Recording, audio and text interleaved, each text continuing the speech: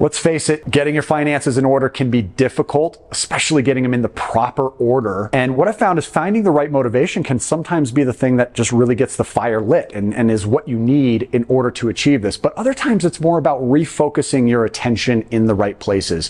Today I want to look at a really cool concept for doing this. It's known as George Kinder's 3 questions. Welcome back to the VIP Financial Education channel. If you've never been here before, we help people go further, faster financially by holding them accountable, holding them capable of doing the right things when it comes to managing their income and expenses. Today, we're going to be talking about 3 questions that can help you find your financial values so that you can then set your targets and better establish the right roadmap to reach the goals that you have. This is a concept that we ran across recently, and it really got me thinking. This is something that actually stood out to me many years ago as well as I was reading The 4-Hour Workweek, a book by Timothy Ferriss. And it posed similar questions that have really changed the course of how I manage and coach other people to manage their finances. So we of course wanted to share this with our community here on YouTube. It's a very simple set of questions that when answered truthfully can establish your values and goals when it comes to your money. We all know how important it is to have values and goals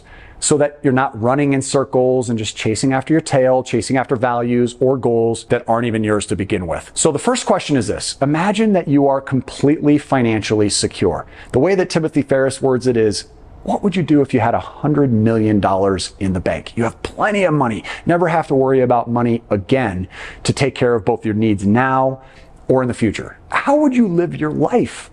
What would you do with your money? What would you do with your time? Even more importantly, would you change anything about the way that you currently live? Now, it's critical to let yourself go when you're answering this question. I don't want you to hold back on any of your dreams. I want you to describe the exact life that would be yours. Avoid letting the values of other people cloud your ability to answer this truthfully and stand in your truth. If you allow yourself to fully dive into this question, you'll be most likely to land upon an answer that's much more complete and genuine than what is typically asked. What are your goals in life? Just being asked that generic question is not necessarily going to lead you to the most genuine, truthful answer. The second question goes even deeper.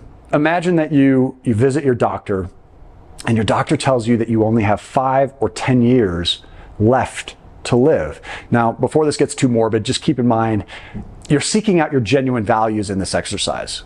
So while thinking about this, you have some good news and you have some bad news. The good news is that you're never going to feel sick. Okay, so this is a hypothetical where you feel good up until the very end. The bad news is you're not going to have any notice of the moment of your death, just like real life.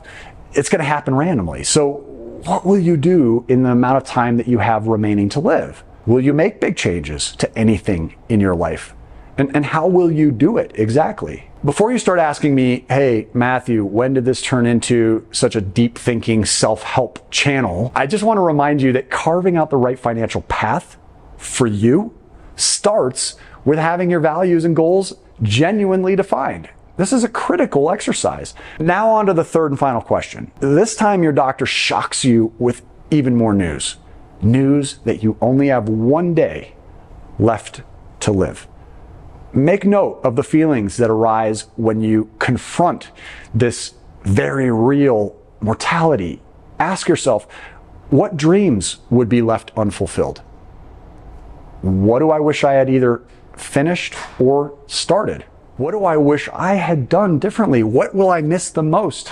Again, I'm not trying to be a downer here or to create any existential crisis for anyone watching, but I just want to show that through these questions, some really genuine answers might be found. The point is to avoid the superficial answers that we're often tempted toward and discover what really matters to you the most. Once you know what your values are, you can begin to really craft a financial situation that supports that. So this is really our starting point here.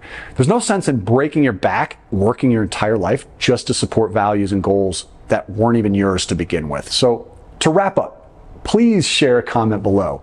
If you've never done an exercise like this before, I'm super curious to know what some of those really far-fetched seeming goals might be for you, because they shouldn't be as far-fetched as you think. We'd love to hear from you. So just put your comments below. Make sure you hit that like button if you want us to do more videos on subjects like this, the concept behind creating the right roadmap.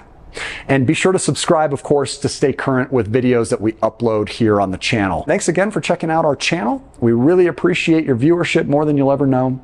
And until we see you on our next video, make it a great day today and take care.